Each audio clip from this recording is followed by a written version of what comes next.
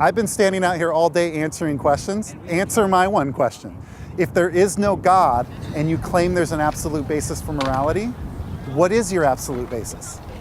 I'm not sure. I mean, maybe just happiness is intrinsically good, so we should promote happiness. It makes me happy to steal somebody's stock portfolio so I can buy another house on the ocean. But it makes someone sad when they lose their portfolio. That makes me happy. As long as I don't get caught, I've created happiness for me and my family. Certainly everyone's happiness, not just your happiness, is intrinsically good. So that's your absolute basis for morality, that everyone's happy? That happiness is good.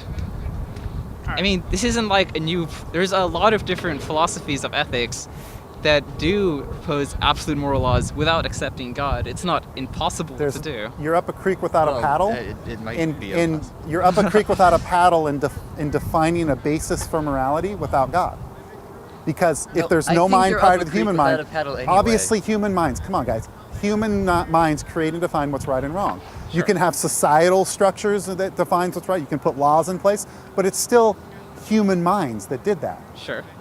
So there's no law higher than our law. So if our society believes that black people are 3/5 the value of white people, and that's our law, that's what you have to live by, right? Christian nations have thought that black people are worse, and they don't seem to be much better. You're right. Black people in this country were enslaved by white Christian racists and hypocrites. Yeah. But it's still evil. See? That's why I respect people who go against the status quo like a Martin Luther King and appeal to their consciences and tell the whole society, you know what, you guys are wrong. I'm going to follow my conscience.